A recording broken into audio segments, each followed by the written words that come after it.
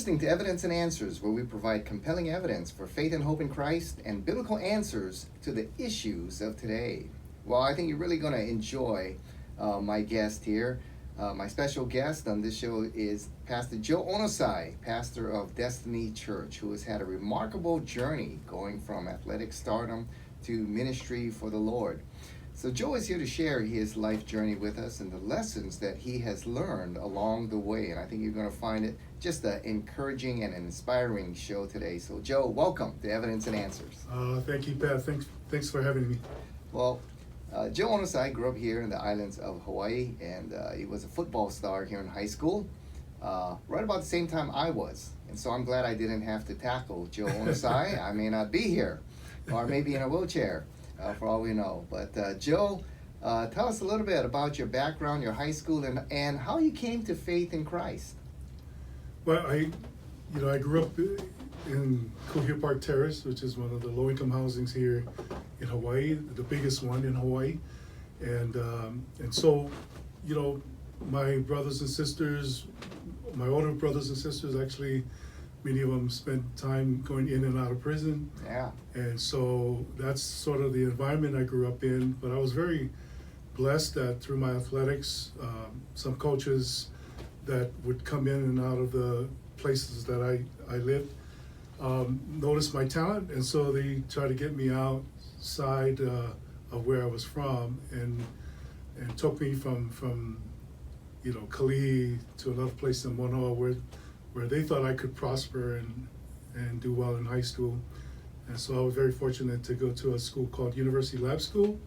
That's where I ended up playing basketball, football, and track, wrestling, and ended up having a full scholarship offered to me to play for the University of Hawaii football team.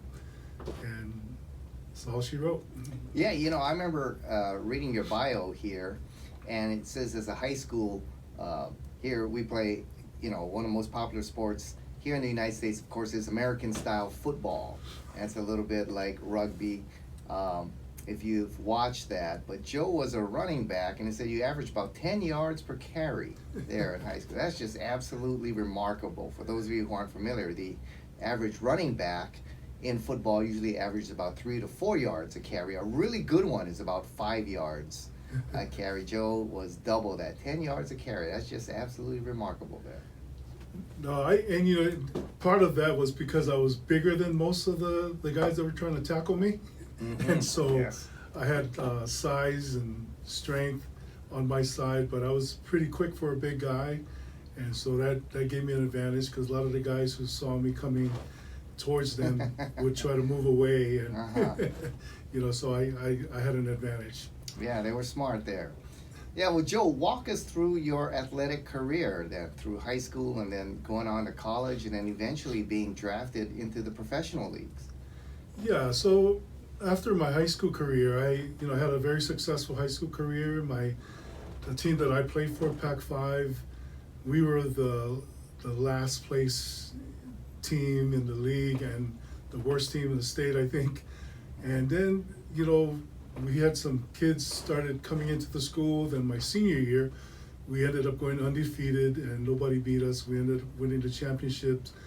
And so I was very fortunate that year that I was offered a scholarship by different colleges around the nation, but I chose to stay home here in Hawaii. And in playing for the University of Hawaii football team, we were given 5 years to play 4.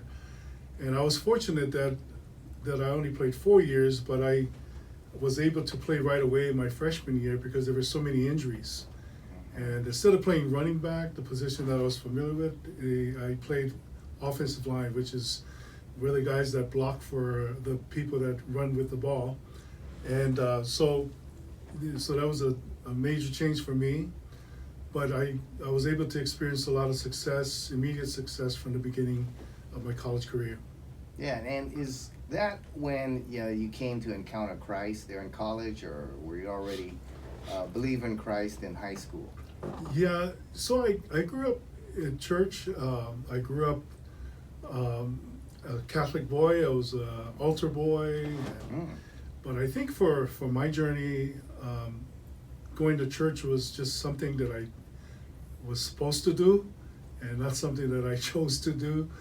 And but the positive thing was that I grew up knowing that there was a greater power out there, and so it wasn't until I got to the latter part of my college career, in fact, the summer before my senior year, when everything came crashing down on my life. I met my wife, who was my girlfriend back then. We were high school sweethearts, and she was, she came from a totally different background. She's blonde hair, blue eyed. I'm brown skinned, Polynesian boy. And when I met her, she helped me realize that I was not as crazy and stupid as I thought I was.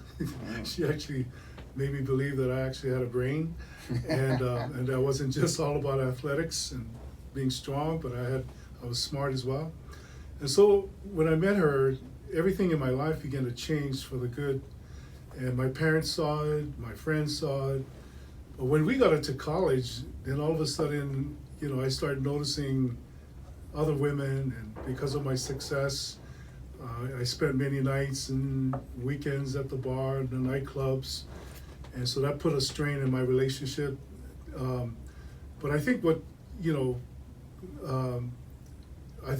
wife ended up getting pregnant, and she was my girlfriend still. And I remember telling her that I wasn't ready to be a parent. And, I was at the prime of my career, and I had no time to be a father or be a husband, and I just wanted to do my own thing. So I was just being real selfish. Well, when she was ready to give birth, I was there with her in the delivery room, and she went through 72 hours of hard labor. Wow. I mean, doctors actually were very concerned, and even got to the point where a doctor came out and asked me if her parents and her family was around. I said her parents, her mom was deceased, and her dad was retired and lived in San Antonio, so I was the only family there. And even though we were kind of separated, but doctor said, we're going to have to make a decision, because either the baby's going to survive or your wife's going to die, or your wife's going to survive and the baby's going to die. We might have to make a decision. And I think when I got to when I heard that, it really, captured my attention. And then I realized that I had no power within myself to change that situation. And I think for the first time in my young adult life, I began to humble myself, and I just say, God, I don't know what to do, but I know that you've been sending other people, around University of Hawaii to minister to me and to share Christ with me, and I've rejected you every single time. And I said, at that moment, I realized, I said, Lord, if you would heal the situation and restore the situation, I promise I will surrender my life to you. And it, I think it was kind of a innocent prayer, but it really was a cry of my heart at that time, because I realized how much I really did love my wife, and I didn't want to see anything like that happen to her. So when my daughter came out, Talia Lelea Maileatua, her Polynesian name, which means accepting a gift from God. When Talia came out, it just changed my life. And I realized that, there weren't just one birth, but there were two births in that delivery room. And from then on, it was like the seed of salvation began to grow in me. And I began to become passionate for Christ and to serve God, because he had rescued my girlfriend and my oldest daughter. Yeah, and I know in your collegiate years, you became a disciple of Christ and were very active in evangelism and sharing Christ, not only in the football field, but on the university campus and throughout the state. Yeah, it's funny, because when I got born again, it just radically, I think my wife would tell people, one thing she appreciates about me is that whatever I do with all my heart. And so when I wasn't serving God, I was doing that with all of my heart, and doing the things of the world, and being a great sinner, you know. And yet when I surrendered my life to the Lord, man, I just wanted everybody to know who Jesus was. And so even though I was an athlete there at the University of Hawaii my senior year, instead of being the guy that organized all the parties, during the weekends, and now I became the guy that organized Bible studies, and even there's a couple of us that got so radical. During Easter we built crosses and carried these wooden crosses all over campus, and that struck up a lot of conversation, and we were able to share our faith. We would go to the center court and on campus and do open air preaching and pass out tracts, and so we were so excited to serve Jesus. And that was the first several years of my Christian walk, and I don't regret it. Yeah, and I know many there at the university those years came to faith in Christ. Yeah. From your ministry and other ministries as well, but many came to faith in Christ during those years. I think it was in the 80s. And a revival was breaking out there at the University of Hawaii at that time. Yes, I believe that, because there was a great revival on our team. There was a preacher that came through on the north side of the island here, and he had an open old school tent crusade, and I remember publicly going forward and surrendering my heart to Christ, and then inviting a lot of my friends who became NFL players, and they all came, and a lot of my teammates from University of Hawaii came, and we were all going to Bible studies, and so it was so different from my other years at the University of Hawaii, but it was so exciting to see God's revival on our team and on our campus as we begin to see Jesus just move through our campus. Yeah. Now, Joe, eventually you got drafted by a professional team, the National Football League, the Dallas Cowboys. Yep. And the Dallas Cowboys is known as America's team, kind of like the New York Yankees, just one of the most well-known teams here in the United States. Joe, tell us about being drafted there by the Cowboys. That must have been the height of your athletic achievements there. Yeah, it sure was. Ever since I was a little kid, I was a Dallas Cowboy fan. When you're about to get picked by the NFL, the National Football League here in America, you don't care who drafts you or picks you. You just want to play in the league. But when you get selected by the team that you've been rooting for all your life, my room was like a Dallas Cowboy shrine. I had posters and pictures and football cards all over the place, and so I was so excited when I got called by the Dallas Cowboys and that they had selected me in the annual draft, and I was so excited because again, just to get drafted by the NFL was an honor, but to get drafted by the team that you've been rooting for all your life, it was a major blessing. Yeah, and Joe, things didn't go as expected with the Cowboys, did it? Tell us what happened there. Yeah, so I signed up. I was a mid-round draft pick, so I wasn't making the gazillions of dollars that the first-round draft picks were going to make, but I was still going to make a lot of money. And I was excited about my first year. They said, Joe, if you start so many games that will tear up the contract, it will write up a new one to pay you what you deserve. And sure enough, just before the season starts, I end up beating the guy that was in front of me, the starter, and he was a 16-year veteran. Wow. Who was the center of Roger Staubach, Tom Rafferty. And so, Roger Staubach was a legendary quarterback for the Dallas Cowboys. And so I was picked to take over this older guy's position, and they didn't think that I was going to beat him out from the beginning of the season, but I did. And so the day that I get to practice with the starting team, of the Dallas Cowboys was the day that I injured myself. I had a history of neck injuries that here in America we call them stingers or pinched nerves.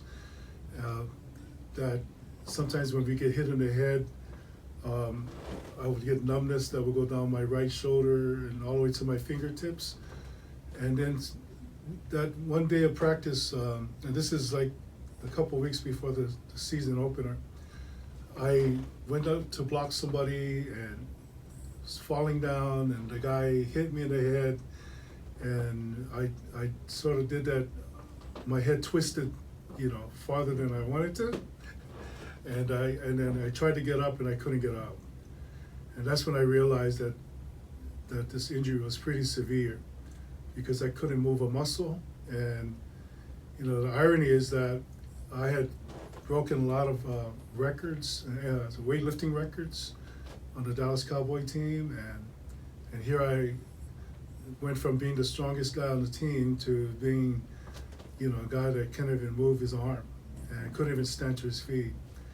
So they call the ambulance comes in, and of course in our practice sessions they have an ambulance there already, and they put me on a stretcher, taped my helmet to the stretcher, and basically took me straight to the hospital.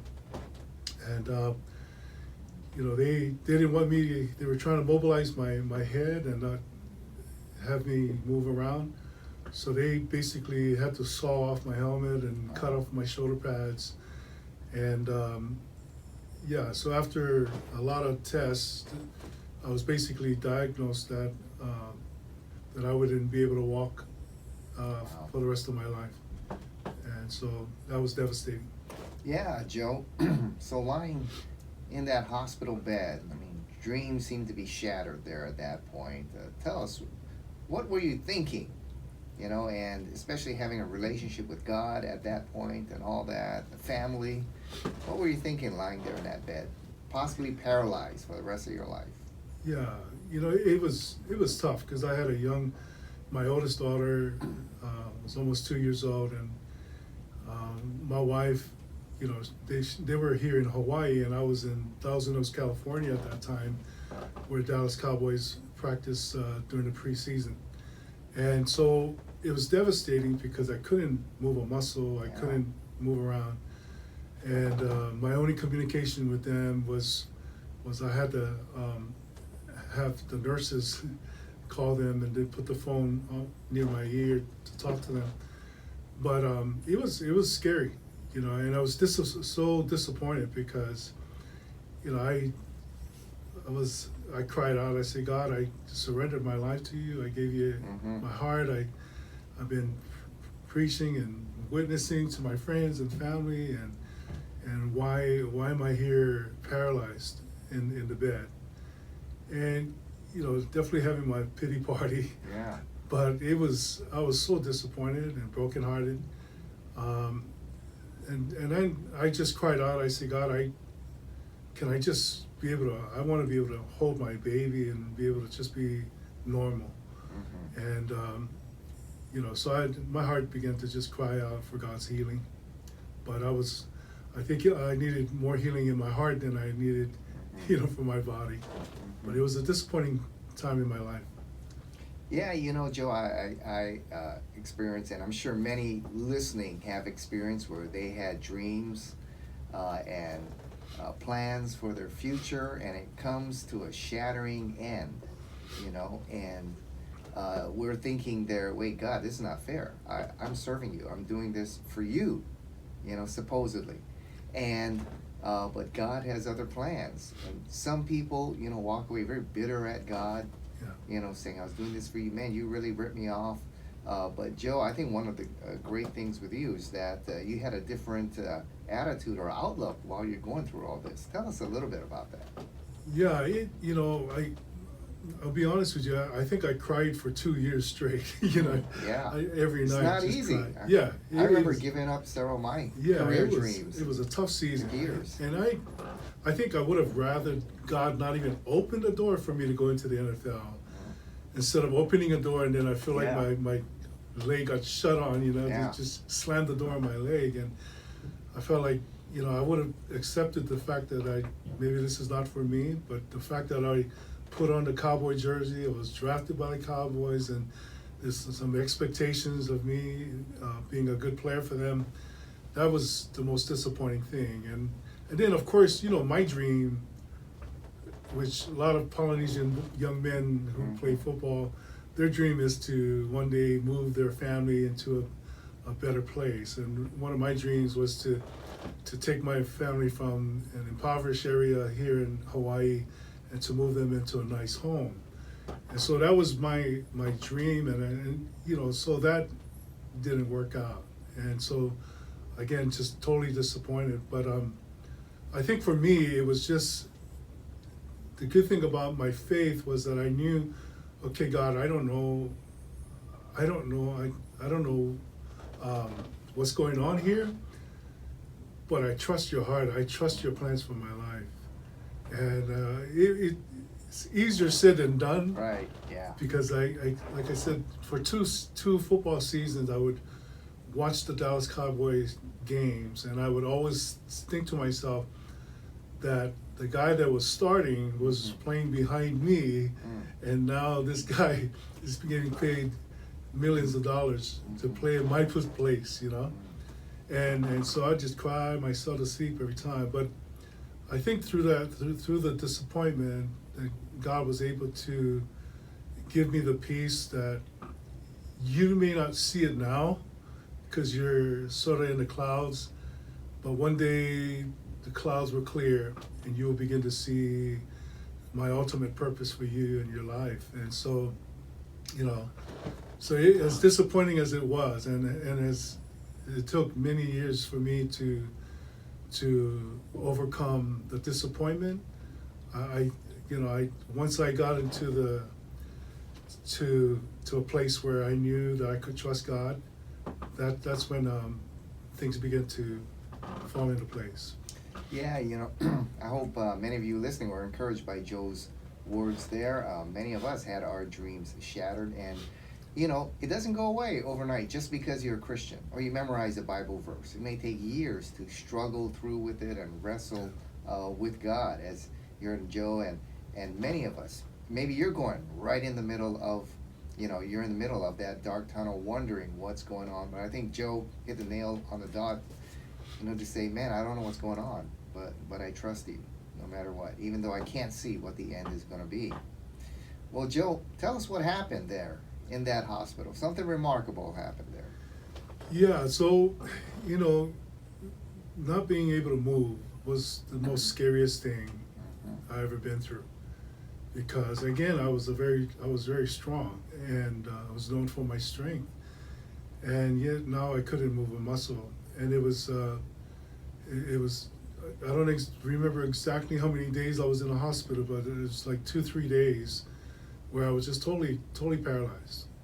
And a friend of mine named Tom Sarotnik, who's a minister himself, he had caught wind that that I hadn't gotten hurt, and so he wanted to visit me to pray for me. And he's one of those big. He was a nose guard for USC, and he's a big white man that's just loud and proud, and boisterous. And he comes through the door, and I noticed him coming in, and he just flat out didn't quote scriptures. He just looked at me and said, "Get out of your bed," just like that. And as soon as he said that, I felt like something just bolted out of his mouth. And I just felt like I saw this arrow hit me straight up in my heart. And then I began to feel this warm sensation, like warm oil poured over my head. And everywhere that oil poured, I began to feel, I could feel things again. And so as it dripped down to my chest, my shoulders, my arms, and it went down to my legs, my hips into my legs, I was actually moving my body.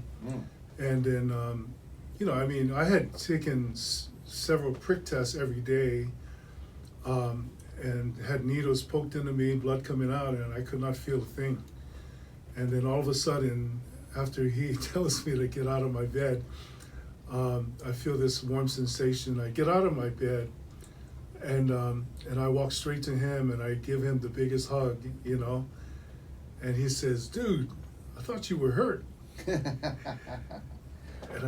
I just started crying. You know, I lost it, and I said, "No, I was hurt." And of course, the staff, the medical staff, who was taking care of me, they were blown away. They ran in and started like, "Oh my gosh, he's on his feet," you know, and so you know they were shocked. Of course, they wanted to make sure that I didn't hurt myself, that I might collapse. So they tried to get me a chair to sit down, and you know, and several hours later, the doctor comes in and tries to medically explain to me what happened, and yeah, he said, "Yeah, you know, I think you had a severe contusion, which kind of gave you a temporary blackout. I was like, several days ago, you told me that I would never walk again, you know, that I would be a quadriplegic for the rest of my life, and yet here I was, standing to my feet, able to function again, and you know, I of course immediately for me, I'm thinking, good, now I can go back to practice, right? The Cowboys are thinking otherwise. They're saying, no, the severity of your injury, you won't even get a tryout, you know, for any teams in the NFL no longer. But I think for me, I was more happy that I could go home and be able to function normally. Now, it took me 2 full years to actually fully recover my upper body. My legs came back quickly, and my upper body came back slowly, and it took 2 years to finally be able to hold my arms up by itself and to function normally. But again, it took about the same amount of time for my heart to heal too, you know. But it was, I still call it an amazing miracle that God had healed me and spared me a lot of the difficulties that I thought I was going to go through, being paralyzed, and so I was really blessed. Yeah, and Joe, after that, you went on to the strongman competition. So, I mean, just a remarkable recovery. I think you became one of the top 5 strongest men in the world. If any of you watch that strongman competition, you want to maybe go to YouTube and type in Joe's name. You can see him in that competition. But wow, you went on to become maybe the 4th or 3rd strongest man in the world. Yeah, you know, maybe 7 years after my injury, I started competing in strength sports. And, you know, a lot of it, my idea was to get strong again so I can go back into the league. But that would never materialize because the insurance companies wouldn't insure me because of the severity of my injury. But I found another avenue to compete, and I started competing in strength sports and in powerlifting. And then from powerlifting, I got to compete in the world's strongest men competitions that are held all over the world. And so it was great for me because I was still wanting to compete. You know, I just love sports, I love athletics, and this is an area of strength for me. And so, you know, and part of it too was I believe that God had opened doors for me to be able to share my faith as I traveled all over the world to compete. And I didn't realize at that time that, and I began to understand that God was setting up a platform for me to be an evangelist, to travel the world, to preach the gospel, as this guy who was formerly an NFL football player, or a draft pick, turned world's strongest man competitor. And, you know, I was fortunate to not only make the finals once, but I was a finalist twice. Yeah. And in one of the biggest shows in the competition, I was second place in the Czech Republic. And so, you know, there's a lot of great things that happen in strongmen, but little did I know that God was actually setting it up where some preachers from different parts of the world began to invite me to come and share my testimony, Mm-hmm. because people want to know why, why are you a strong man, or why are you a preacher man when you are a strong man? Uh-huh. And it did, in many places they just don't see how that, matches up. Yeah. Because usually if you're a macho man, you're a strong Uh-huh. man, Yep. you don't need God, Yeah. you're Uh-huh. stronger than God, Yeah. and but they wanted to hear. And so, I knew when I was getting over my disappointment with the Cowboys that God had a plan, a purpose for me, and it was so awesome to begin to see that plan unfold. Yeah, and parallel your strongman career, you also started a ministry for young men. Tell us a little bit about that. Yeah, so we had a ministry called Men of War, and war was an acronym of wisdom, authority, and righteousness. And the church that I was attending at that time, we were very outreach oriented, and so I wanted to utilize my strength to go into the schools and to do these strength feats and power feats, and then give them a story. And so most power teams around, in America had athletes who were All-Americans and professional athletes. The funny thing is that when I started a power team here, our power team was made up of gangsters and ex-convicts and, Uh-huh. just your regular Joes. And yet I think God was able to use our stories, that really hit home with a lot of the people that we're reaching out to. And so, but not only that, but being able to see those that were part of the team become discipled and become strong Christians themselves and believers that went on to have great families. Yeah, so looking back now, can you see how God had a plan in it all? It wasn't what you had expected, but somehow there was a plan there. And even though you couldn't see it at that time, looking back, what kind of lessons do you think you learned from that experience, and what encouragement would you give to people who are in the midst of that dark time? Their business has failed, or their career plans have come to an end. Maybe they've lost a child in a miscarriage there. What would you say to that kind of person? Yeah, I think it's one of those things that you just got to persevere in your faith and totally trust God. Because I believe that God has a purpose and plan for our lives. The word purpose means the original intention of a thing, or the reason why something exists. And I really believe that. I really believe that God has a purpose and plan for our lives. I mean, we have our own plans, but God has His plans. Yeah. And ultimately, as a Christian, my goal has always been, God, I want your plans. Yeah, my plans are minuscule and insignificant compared to your plans. And ultimately, I want to make sure the ladder that I climb is on the right wall and not climbing up the wrong wall, right? Uh-huh. And, if it's on the wrong side of the wall, it's your goals and your dreams. You get up there and it's like, okay, God said, that's nice, but that's not what I called you to do, Yeah. I want to be able to ultimately stand before God and say, man, God, I did my best, in what you called me to do. And that takes a lot of trust. Yeah. It takes so much trust, knowing that I can't figure everything out. Things don't make sense to me right now. I don't know the details. The Lord just continue to guide me and lead me. And that's where Proverbs 3:3-5, right? Trust in the Yeah. Lord with all your heart. Lean not unto your own understanding. In all your ways acknowledge Him, and He will direct your paths. And I totally trusted that. Totally, I said, Lord, just, I remember after I came back from Dallas, in between the Cowboys and Strongman, I was in that middle area where I didn't know what to do with my life. And my wife looked at me, she says, well, some of the money that you brought from the Cowboys is running out. It might be a good time for you to go get a job. And I had no giftings and didn't know what I wanted to do. A friend of mine gave me a job as a laborer in the construction. And I remember we were working on the new wing of the hospital, the Queens Hospital, and we were working on a foundation, and we were just digging ditches every single day. So every single day from 7 in the morning to 6 at night, we were just shoveling dirt, you know.